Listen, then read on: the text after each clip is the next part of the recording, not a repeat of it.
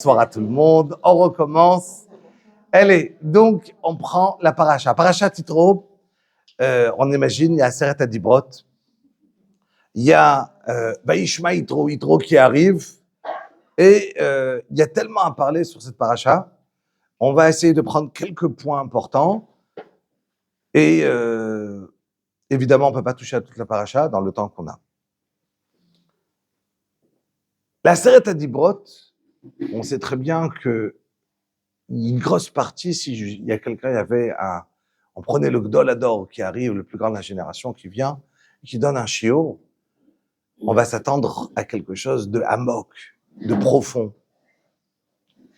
On parle d'Aseret Adibrot, Hashem il arrive, Anochi Hashem, ne tue pas, ne vole pas. Les choses les plus simples que on s'attend si déjà Hashem il nous parle, qu'il nous donne plus profond que ça. Alors qu'on dirait que c'est très profond, dans tous les sens. Et il faut juste apprendre à les étudier, à les comprendre. À la fin de la paracha, juste pour relier comme ça un peu le début de ce qu'on vient de parler, la fin de la paracha, la Torah nous dit, je commence par la fin, ouais, Lo ta'asu diti elokei kesef elokei zahav lo ta'asu lachem. Vous venez on prend à la Seret Adibrot, et si tu vas construire, V'imizbach avanim ta'aseli. Quand V'im, c'est si. Mais ça fait partie des 3 si de la Torah, que V'im kesef talvet tami. Si tu vas prêter de l'argent à mon peuple, ça fait partie des 3 im, que le si, il est obligé. Que le si n'est pas une condition. Comme il y a écrit, si tu vas construire un misbéach. Misbéach, c'est l'hôtel, au Beth Amikdash, au Mishkan. Alors, il y a une halakha. L'otivne et en gazit. Tu n'as pas le droit de prendre des pierres que tu vas les tailler avec du fer. Pourquoi? Ki charbecha enafta alea vatechalel. Tu vas la profaner en mettant un couteau, du fer sur une pierre. Pourquoi? Il dit Rashi. Chez Mizbeach, nivra le'arich yamav shel adam.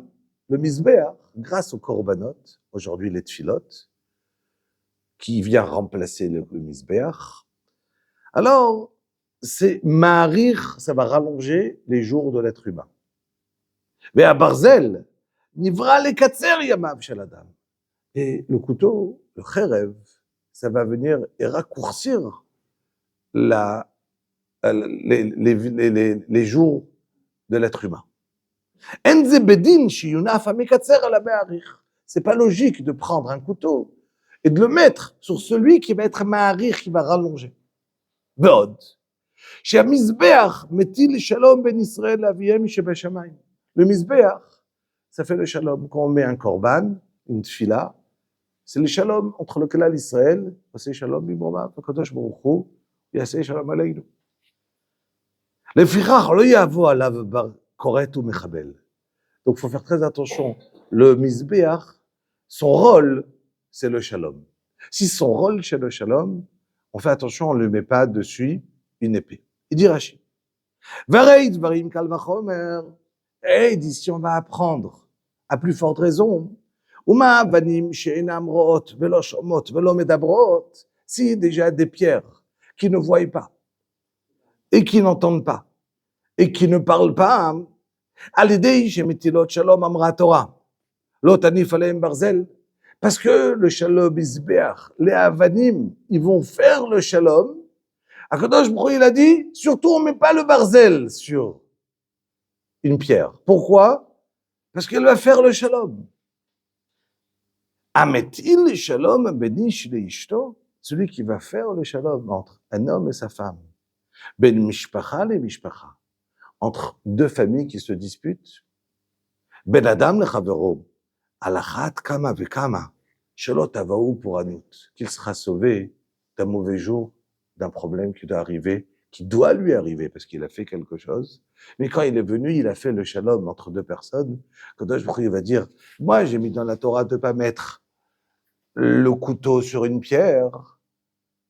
Une pierre, elle n'a pas de libre arbitre, elle n'a rien. Et quand même, j'ai demandé de ne pas mettre sur la pierre. Kalvachomer, c'est pas un être humain, que lui, il a le libre arbitre. Il peut faire le shalom ou ne pas faire le shalom. Et quand même, il cherche à faire le shalom.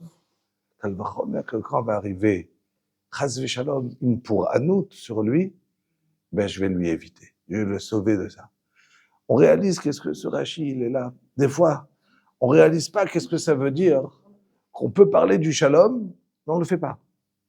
Et au contraire, on alimente d'une certaine manière en se disant « Ah ouais, pourquoi pas ?»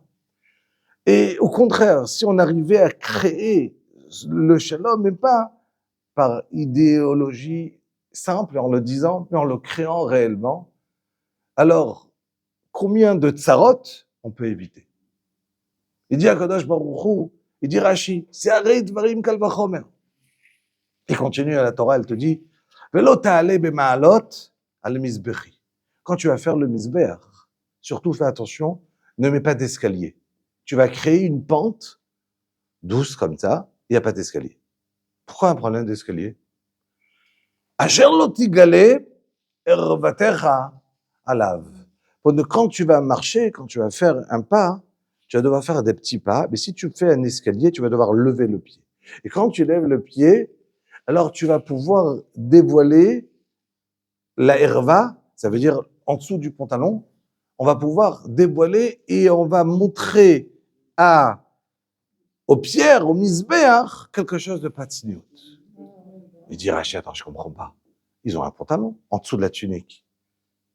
Donc, même s'il fait un grand pas, il y a un pantalon.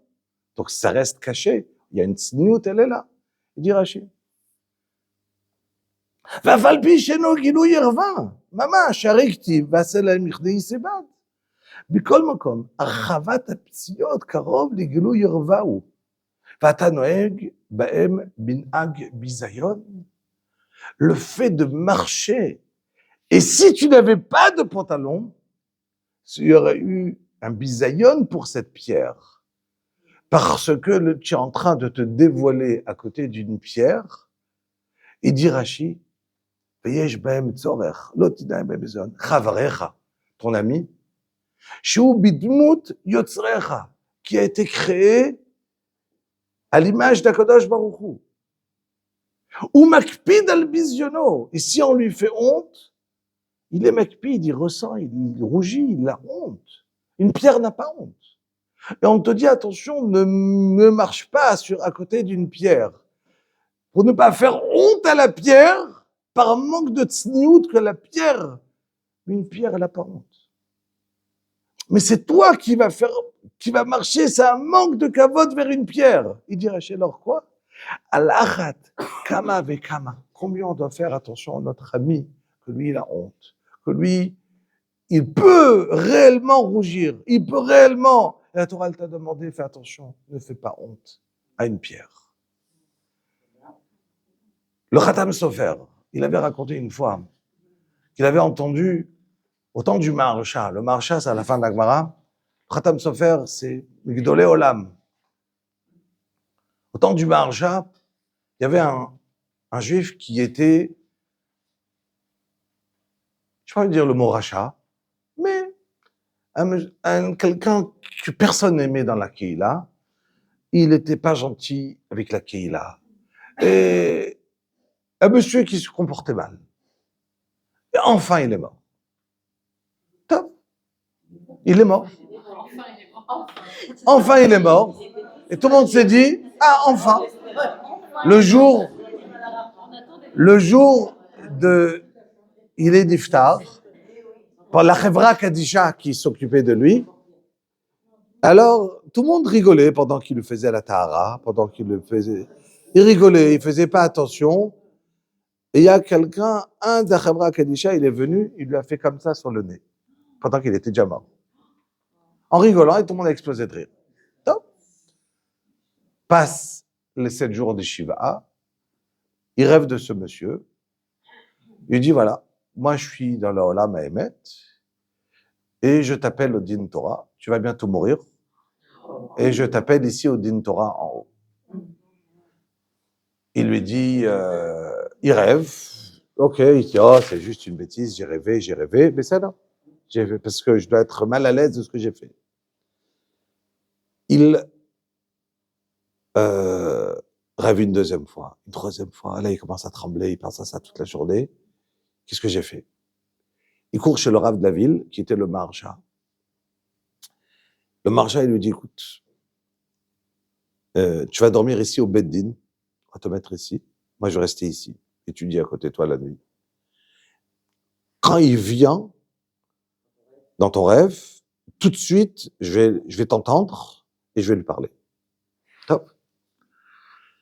Il arrive, ce gars, et il rêve de lui, et lui, il commence à crier, il a peur, et tout de suite, le Maharsha, il lui dit, je suis le Rav, je te décrète que tu m'expliques, c'est quoi pourquoi tu l'appelles le Din Torah? Le Din, il se passe ici, au Beddin, pas en haut. Tu veux être Tovea, il n'a pas besoin de mourir. On va savoir qu'est-ce qui se passe ici dans le monde, on va décider. S'il y a un problème, on décide ici, pas en haut. Le Maharsha, il lui dit, voilà, il m'a fait honte. Le Maharsha, il lui dit, ok, pas de problème, mais tu le méritais. Tu étais un rachat, tu as fait plein de bêtises, donc, ok, c'est pas bien ce qu'il a fait, mais ce n'est pas qu'il a fait quelque chose de tzaddik. C'était quelqu'un de rachat. Alors, pourquoi tu le considères? Il a dit, d'accord, j'étais pas psader. Mais, dans ma vie, j'ai fait une fois une mitzvah.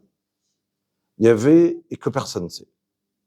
Je marchais sur le Nar, à côté du Nar, et j'ai vu un Bachor Yeshiva qui est en train de se noyer. J'ai plongé, je l'ai sauvé. Et depuis toute ma vie, je l'ai aidé pour qu'il étudie la Torah. Alors c'est vrai, j'ai fait plein de bêtises. Mais quand je suis monté en haut, on m'a donné choutaf à toute la Torah de celui-là. Et donc du coup, d'après cette ma'ala, d'après la grandeur que j'avais, ce truc-là, ça ne correspond pas à mon niveau. Puisque si j'avais pas fait ça, donc aujourd'hui, je suis tové à Oto Ledin Torah, il doit monter en haut. Le Maharsha, il lui a dit, écoute-moi bien. Toi, tu as plein d'avérotes, plein. Le Yetzer Hara, il a pas envie de te lâcher. Il n'est pas d'accord que tu es au Gan Eden. Tu as fait une grande mitzvah. Donc, qu'est-ce qu'il recherche aujourd'hui? Que tu as sauvé quelqu'un, que tu tues quelqu'un. Qu'est-ce qui va se passer? Tout de suite, tu seras rejugé en haut et tu es arrivé à te payer toute la vérote que tu as fait et tu iras au Gehinam. Je te conseille, sois mochel, laisse tomber et va à ton Gan Eden. C'est un conseil et il a lâché, de ce jour-là, il a arrêté de rêver. La notion d'apprendre la Torah. Pourquoi? Parce que j'ai donné de l'argent, j'ai soutenu quelqu'un, donc Etz Chaim Hi, la Machazikimba. C'est un arbre de vie à celui qui le maintient la Torah. Vetomchea meushar. Derachea darkenea mechol etzivotea shalom. La notion de Etz Chaim Hi, la notion de Etz Chaim, ça veut dire que Chaim, c'est Gimatria combien? C'est facile. Chet, c'est Yud. Yud, c'est 10. Yud encore Yud, c'est 10. Ça fait 28. Et encore même, c'est 40. Ça fait 68. Dans la Seret Adibrot, il y a 68 fois le mot Aleph. Pourquoi? Pour te dire que celui qui dit le Al-Sheikh HaKadosh dans la Kabbalah, que celui qui va étudier la Torah, c'est Etz Chaim Hi. C'est la vie. La Torah, c'est la vie de l'être humain. Qui nous donne la vie, c'est la Torah.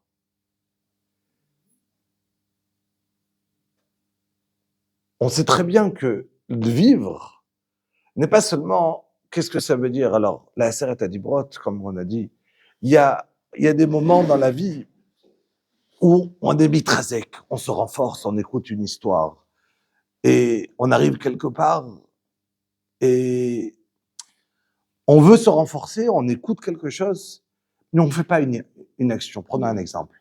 Vaishma Yitro, je recommence le début de la paracha. Dit Chazal, qu'est-ce qu'il a entendu? Vaishma Yitro. Machloket dans la Gemara. La Gemara, il y a deux avis. Un avis, il a entendu Milchemet Amalek. Il a entendu Kriyat Yamsouf. Matan Torah. Quand il est venu exactement. Rashi rapporte, les deux avis en même temps, qu'il a entendu Kriyat Yamsouf, que la mer s'est ouverte et tout le monde est rentré. Il a entendu la guerre avec Amalek. Amalek, il faut bien réaliser une chose. Amalek, ils arrivent juste après Kriyat Yamsouf, 2 semaines plus tard. Ils se battent avec le clan d'Israël. Mais tout le monde a entendu qu'il y a eu Kriyat Yamsouf. Le monde entier, Azni Valou Aloufé Edom, et les Moav, Yuchazemo Irad, Damogu, Kol Yoshvei Chenan. Ça veut dire, on le dit dans la Shira, comment ils étaient en train de trembler, tout le monde entier, il tremble. Il tremble. Damogu. Ça veut dire, ils étaient en train de fondre. Tellement ils avaient peur. Et quand même, on va te dire que de cette crainte-là du monde entier, qu'est-ce qui se passe? Il y a Amalek qui arrive et qui se bat. Mais quoi, tu n'as pas peur? Tu vois pas que tout ce qui s'est passé? Vaishma Yitro. Qu'est-ce qui s'est passé? Il y a eu Kriyat Yamsouf. Il a été Midgayer, il s'est converti, mais il est resté chez lui. Kriyat Yamsouf, ça ne lui a pas suffi pour venir. Et dit Rashi, il est venu après qu'il a vu la guerre avec Amalek. Mais qu'est-ce qu'il y a dans la guerre de Amalek? Pourquoi? Il s'est dit, mais c'est pas possible. Si quelqu'un, il se renforce, il écoute quelque chose, mais il fait pas une action pour changer, passe le temps, il est resté le même.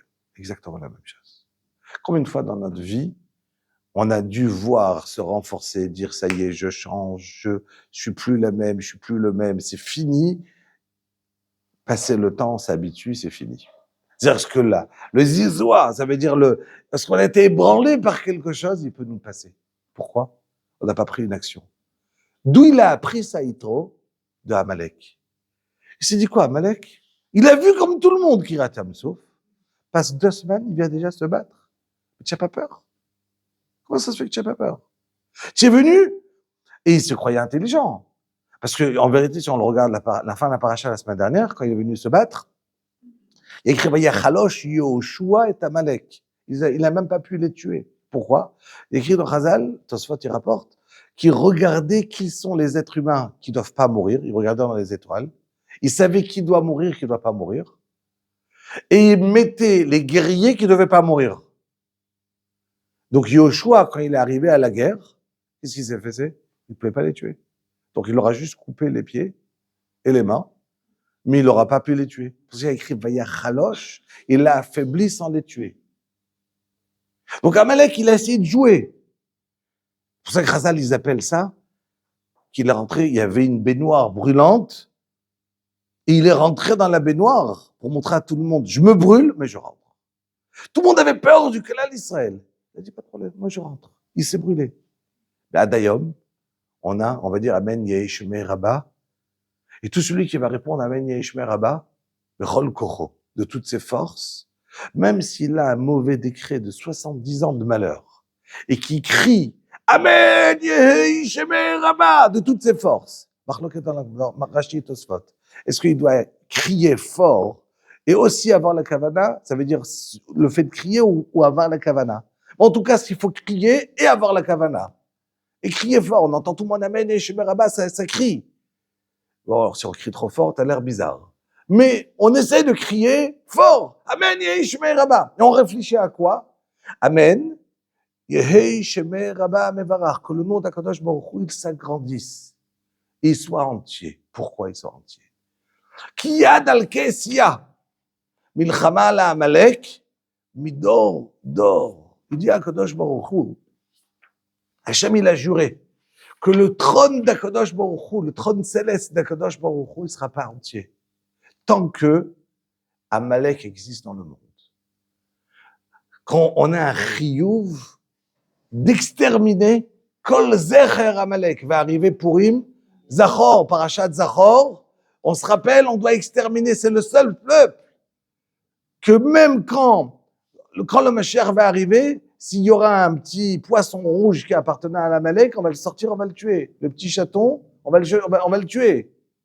Zecher Amalek. Zecher, ça veut dire aucun souvenir d'Amalek. Amalek, c'est le rat absolu. D'accord? Alors, on ne peut pas dire c'est qui aujourd'hui parce qu'on n'a pas. En plus, il y a une marloquette. Est-ce que on est obligé aujourd'hui de tuer Amalek? Si demain, je sais aujourd'hui, j'ai Ruach HaKodesh, il y a un avis qui vient, il me dit que ce Christian, Grégoire, c'est Amalek. D'accord? Alors, est-ce que j'ai le droit, je dois partir et l'étrangler tout de suite, oui ou non? Non, Amalek. Amalek. Que Amalek. Est-ce que je dois partir et l'étrangler tout de suite, oui ou non? Marloquette. Il y en a qui vont dire que le chiyuv, il va être seulement quand le Mashiach il va venir. Ça veut dire que quand on va être cholette, on pourra. Mais on va dire que le Khatam Sofer, il a dit qu'une fois, il a tué quelqu'un. D'accord? Parce qu'il a étranglé, parce qu'il a su qu'il était sûr qu'il était Amalek, il a tué. D'accord? Et le Abraham Kanevski, une histoire qui est connue, quelqu'un, il est venu chez Abraham Kanevski, il lui a dit, j'ai écrasé, en Amérique, j'ai écrasé un goy. Il a écrasé un goy, il dit, ah, c'est bon. Il a dit, Rav, j'ai écrasé un goy, il est mort. Il dit, c'est bon. Et il a dit, après il a dit, c'est bon, c'était Amalek. On n'est pas obligé de tuer tout le monde. Non, l'obligation, elle est sur tout le monde. Mais si j'en ai tué un, d'accord? Ça veut dire que pour moi, aujourd'hui, le fait de tuer, d'accord, c'est dur dans notre tête de voir un rave. Imagine prendre un couteau et une épée et de descendre la tête. Tu vas dire, ça c'est Daesh. D'accord? Et de la notion de Amalek, de voir Shmuel Hanavi, il vient et tue Amalek. Shaoul, David Amelech, leurs mains, ils étaient pleins de sang. Mais du sang de Sanhedrin qui en était chayav. D'accord.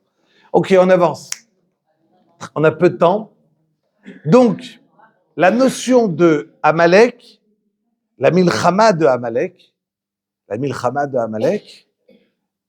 il a prouvé à Amalek combien je peux écouter le plus grand shiur du monde, voir les plus grands nissim, et en vérité, je m'en fiche. Il s'est dit trop, pour ne pas que je devienne quelqu'un comme ça, je dois changer, faire un maasé, une action. Ça veut dire, je prends, j'ai vu Kiryat Yam-Souf, j'ai vu qu'Akadosh Baruch Hu, il a fait sauver le Klal Israël, je dois me prendre en main. Il est parti, il a quitté sa maison, il est arrivé sur place. Anochi Hashem Elokecha. Il me reste vraiment quelques minutes, donc on va essayer dans 5 minutes de finir. Donc je dis les choses en rapide.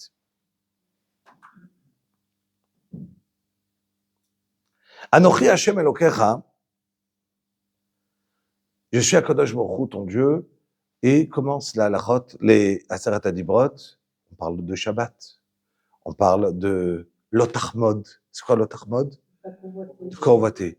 Comment je peux pas ne pas convoiter si je vois quelqu'un qui a une belle vie et c'est mon voisin, je peux convoiter sa voiture, sa maison, sa femme. Pourquoi pas? Ok, je l'ai pas pris, mais je suis jaloux. J'ai rien fait. Mais dans le cœur. Alors, quelqu'un va lui dire ne vole pas. J'ai envie de voler, mais je vole pas. Mais pas convoiter, ça veut dire c'est dans mon cœur, je suis jaloux. J'ai même dit à personne. Je fais rien. Et on te dit ne veux même pas. Pourquoi ne veux pas? Ça, c'est incontrôlable. C'est comme si on va te dire, Ve'avda et Hashem Elokecha, tu dois aimer Hashem. Et si j'aime pas? On peut te dire, tu vas aimer cet homme? Et si je l'aime pas? Et si j'aime pas? J'aime pas. Alors tu vas dire, ne lui fais pas de mal. Non, Monette, si on peut dire, ne lui fais pas de mal. Mais on peut dire, personne t'a demandé d'aimer. Donc, c'est deux choses différentes. Donc, si je vais dire, comment je peux obliger à aimer? Alors, moi, je dis, Et si j'aime pas? On peut le répéter quand même. On l'aime pas, mais on le répète. Alors, comment il y a écrit tous les jours dans la Torah, on va le dire de matin, midi et soir, matin, soir et soir, on va le dire, Ve'avta et Hashem Elokecha, tu dois aimer Hashem. Comment c'est possible? Mais comment? Mais si j'aime pas? Parce que juste avant, je dois être mitbonen, Baruch ata Hashem, Oev et Amo Yisrael. Ah, Hashem, il m'aime, il me donne, quand Kamaim, el apanim, ken elev adam el adam. Un homme, c'est comme un miroir. Je sais que tu m'aimes, je me travaille, je t'aime à la fin. Oev et Amo Yisrael. Si l'amour, tu m'aimes, j'arrive à créer cet amour en retour. Quand quelqu'un, moi, je vois un oiseau qui vole. Est-ce que j'ai été jaloux qu'il vole? Non, je me dis, oh, c'est super, c'est mignon, mais pas plus. Et pourquoi je suis pas jaloux? Pourquoi je ne suis pas l'otachmod? Parce que c'est impossible. Si quelqu'un il réalise que ce qui appartient à l'autre, c'est à l'autre, il ne peut pas être jaloux. C'est impossible. Ça veut dire que dès que tu deviens jaloux, ça veut dire que tu penses que la bracha que tu as fait le matin chez Asali Kol Tzorki, tu l'as pas dit Bekavana. Mais vous êtes d'accord que c'est quand même humain des fois de se dire Non, c'est humain, mais humain le côté négatif. oui. C'est pour ça que la Torah elle te dit l'otachmod. L'otachmod, ça veut dire que je dois me mettre dans la tête que la personne qui est en face de moi, d'accord? Shabbat ibilizok, au refoua, je vais au refoua krova lavo. Shabbat. Au refoua, vous savez que la tfila, c'est, je vais mettre un petit peu debout. La tfila, voilà, exactement. Comme ça, je les regarde. Alors, la tfila, on connaît la grandeur de la tfila. Et on sait qu'est-ce que ça veut dire. On n'a pas besoin de raconter des histoires. Là encore, j'ai entendu dernièrement une histoire à Bellinson. Il y a un monsieur qui a amené son fils dans un... Tu sais, il y a des fois, les Ermitzion, ils ont créé des maisons. Il y a des gens qui font de la chimio et tout ça. Et un gars qui habite, je sais pas moi, à Metula, qui doit arriver à Metula, qui doit arriver à Bellinson. Comment il va arriver à 8 heures du matin pour un traitement? C'est impossible. Donc, qu'est-ce qu'ils font? Ils leur organisent des maisons à côté des hôpitaux, et comme ça, des maisons stérilisées et tout ça, et qu'ils arrivent, pour que les médecins, ils ont des maisons. Le gars, il arrive, la IBT, je parlais de Dimona, et il arrive avec son fils, il dort là-bas le matin, il va voir une choule à côté, et il a peine d'être, mais il pleure, son fils, il commence la chimio, et un enfant, et il arrive il arrive à la synagogue, il prend en face de lui un Sefer Tehillim, il commence à lire. Et vous savez, quand quelqu'un il a des tsarot, il ouvre un Sefer Tehillim, il croit que le Sefer Tehillim, il est écrit pour lui. Il retrouve exactement combien, chaque pasouk, Aromimcha Hashem, Gidilitani, Velosimarta Yubaili, Hashem, Refaeini Hashem, Kinevalu Atzamai. On se suffit de regarder les Tehillim, combien ils sont extraordinaires. Et on croit que j'ai ouvert exactement au bon endroit. Et il commence à pleurer, il pleure. Et le lendemain matin, il arrive pour son fils, avant de commencer les traitements, un nouveau radio. Le médecin, il lui dit, retourne. La radio, ils ont été mal faite. Il revient, retourne. 3 fois, on le ramène devant, vous avez compris l'histoire, et tout simplement, la machala, elle a disparu. On se dit, il a été mefarsem, cette histoire de partout. On se dit, la koach de la tfila. Mais ça, c'est le tfila. Bien, quand on va donner une tfila Shabbat, quand on demande refoua shlema, on fait pas une tfila. Shabbat, on n'a pas le droit de faire. On dit, Shabbat imilizok, ou refoua krova lavo. Ça veut dire, Shabbat, on n'a pas le droit de crier Shabbat. Imilizok, je ne peux pas crier. Et donc, la refoua, elle viendra bisrout à Shabbat, mais je peux pas faire une tfila. On demande pas refaïnou Shabbat. On fait pas tous les trucs Shabbat. Il n'y a pas refaïnou Hashem ben Rafé Shabbat. Alors, c'est quoi? La refoua, c'est Shabbat. On a le droit de tenir des télim pour les fois parce qu'on nous partage. Mais on ne partage pas, on ne demande pas sur la parnassa, on ne demande pas sur des choses pratiques, on ne demande rien. Shabbat, il n'y a pas de bakashot pratiyot, il n'y a pas de refoua shlema, il n'y a rien. Shabbat et himilizo. Ça veut dire que le Shabbat, il est encore plus fort que la tfila. Plus fort encore que la tfila. Shabbat, on demande. Shabbat himilizo, on dit cette phrase. Shabbat himilizo, qu'on refoua, qu'on va l'avoir. C'est la manière de demander la refoua, c'est ainsi. J'ai pas dit hi milizok, elle est en milizok, za'aka. Za'aka, c'est un cri. Shabbat, je n'ai pas le droit de crier. Shabbat, ibilizok. Et donc, la refoua, elle viendra bisrout le Shabbat et pas bisrout la tfila. Ça veut dire que la za'aka de Shabbat, elle est encore plus forte. Le limoud de Torah, c'est encore plus fort. Et dessus, je finis avec une histoire. Il y avait un couple qui habitait à Bnei Brak. Ils avaient fait l'Aliyah, ils habitaient avant en Amérique. Et pas d'enfants, des années. Ils se sont dit, top, Meshane Makom, Meshane Mazal. Ils sont venus habiter à Bnei Brak. Et ils essayaient d'avoir des enfants. Top. Ils ont tout essayé. Ça marche pas. 20 ans, 22, 23 ans, pas d'enfants. Et ils vivaient mal. Ça veut dire que où ils partaient, ils demandaient des brachot pour les enfants. Ils demandaient des brachot. Ils voulaient des enfants.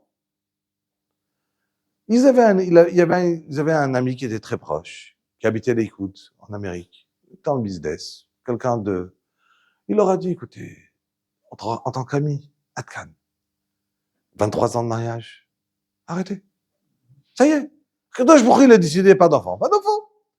Vivez une vie heureuse entre vous et mettez-vous en tête que vous voulez des enfants. Évidemment, c'est extraordinaire. Mais si c'est pas possible, Hachem, il l'a pas donné. Arrêtez de parler de ça tout le temps. Et votre vie, elle est en train de passer comme il n'y a pas de vie. Il n'y a pas avoir une vie sans enfant. Et je vous dis ça en tant qu'ami, pas en tant que... Et ils n'étaient pas d'accord, ils se sont pas vexés, mais un victoire entre eux. Lui retourne en Amérique, il rentre chez lui à la maison. Et il raconte ça à sa femme. Il dit, tu sais, voilà, je leur ai dit ça, sa femme, tout cas, tu te mêles. Laisse-leur faire ce qu'ils veulent, ils sont comme ça, et c'est à toi de... Ils veulent vivre de cette manière, tu n'as pas le droit de te mêler. Et qui t'a dit, peut-être, ils auront des enfants. Écoute, s'il te plaît, toi aussi, tu commences. Je te dis, c'est fini. Des enfants, ils en auront pas. C'est impossible. C'est fini. Et le gars, il est en plein dans le business. Il est riche, plein d'argent. Il est cheveux l'obède un petit peu, kabachat, le Torah, mais pas. Il donne la tzedaka. Il dit à sa femme, tu sais quoi? Allez, yallah. Si il a un enfant, je quitte le travail, tout, je deviens un frère. D'accord? Qu'est-ce que tu en penses? Sa femme, elle dit, allez. Puis on y va, on verra. Amen. Très bien. Et vous avez compris, passe un an, et ils ont des jumeaux. Lui, il entend ça, évidemment, il arrive pour le Brit, et tout de suite, il tape chez Reprem Kanevski, il demande Atarat Nedarim. Il dit, Rav, j'ai fait un neder, j'ai dit une phrase que si ils ont des enfants, le Rav, il lui dit, neder mitzvah, qu'on fait un neder de faire une mitzvah, on peut pas enlever le neder, il n'y a rien à faire. Désolé, je peux pas t'enlever le neder. Il dit au Rav, pas de problème, je comprends, mais moi j'ai une idée, je suis très riche, je peux faire pas un chaliard, j'ouvre un kollel, je les paye, et c'est entièrement sur moi, d'accord? Et je mets un chaliard, shlicho shel adam kamoto, et je donne un chaliard, et ça sera à lui il peut étudier. Après, qu'est-ce qu'il lui dit? Très bonne idée, chaliard. Tu mets un chaliard pour le business. Toi, tu t'as fait étudier. Très bonne idée. Tu n'as pas besoin de mettre un chaliard pour étudier la Torah. Tu mets un chaliard qui gère ton business. Je dis, Rav, c'est impossible, ça va gérer. Ça ne marchera pas. Alors, je dis, Rav, trouve-moi une solution. Atarat Nedarim, je veux être libre, je ne peux pas. Abraham Kanevski le regarde et lui dit, tu crois que c'est pour rien qu'ils ont eu un enfant? C'est parce que tu as dit cette phrase, que tu as dit que tu vas t'asseoir. C'est ton route à toi que tu es capable de lâcher tout pour s'asseoir, étudier. Et tu crois qu'aujourd'hui, si tu ne le fais pas, c'est dangereux? Tu n'as pas le droit. C'est ça le corps. J'ai dit cette phrase-là qui a déclenché. C'est pas que juste, ils ont eu de la chance, ils ont eu un enfant. D'être capable de lui a dit, Abraham Kanevski, tu n'as pas le droit. Donc, le Koach HaTorah, de qu'est-ce que ça veut dire? Et pour finir, on dit dans Misbar et David, Binéder de finir le shiur. Hashem oz la'amo yiten, Hashem yevarer et amo bashalom. Uveir chalo kulo omer kavod, dit la Gemara, que Besha'a, quand Kadosh Baruch Hu, il a donné la Torah, les Umot haolam, ils sont arrivés, ils ont dit à Bil'am, qu'est-ce qui se passe? Il y a un bruit monstrueux dans le monde il tremble. Est-ce qu'il y a le Maboul qui arrive dans le monde? Il dit non, n'ayez pas peur, il n'y a pas de Maboul. Hachem, il a déjà juré, Hachem a Maboul Yashav. Yashav Hachem, Melech Leolam. Il dit Bil'am, au Umot haolam, n'ayez pas peur, Hachem, il a juré, il n'y aura pas de Maboul. Il leur dit, ok, Maboul, il n'y a pas, mais peut-être il y aura un Maboul de feu, et pas d'eau. Il lui dit, là, Hachem, il a décidé qu'il ne va plus exterminer le monde. Alors, c'est quoi ce bruit? Il dit, Hachem oz la'amo yiten. En oz, et la Torah, dit la Gemara.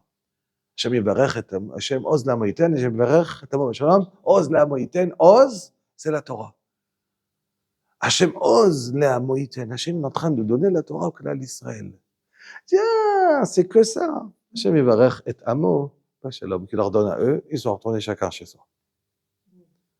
Ça veut dire que on peut être mitboden, on peut voir tout.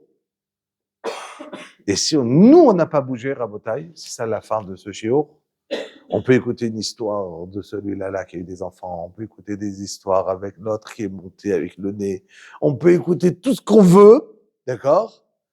Mais si on ne fait pas une action quand j'ai été mitrazek, la même chifra qui rata layam, elle a vu sur la mer, elle a dit Zekeli ve'anveu. Ça veut dire que quand tout le Klal Israël, quand on est parti marcher dans la mer, on voyait Akadosh Baruch Hu. Il y a écrit le rata shifra layam, que une servante la plus simple, elle a vu plus que Yecheskel ben Bouzi, ça veut dire les plus grands Nevi'im. Mais est-ce que la servante, après, elle est devenue le Navi, comme Yecheskel ben Bouzi? Non. C'était un instant, c'était un cadeau, elle a vu, et elle est restée la même servante. Le Navi, il a travaillé sur lui, il a monté fur et à mesure. Il est monté, il est resté ce qu'il est. Donc on peut avoir une vision très haute, mais si j'attrape pas à cet instant, je le perds. Donc c'est ce qu'il a compris trop, et c'est à nous de se reprendre et de travailler. Chazak Baruch, Toda Rabba.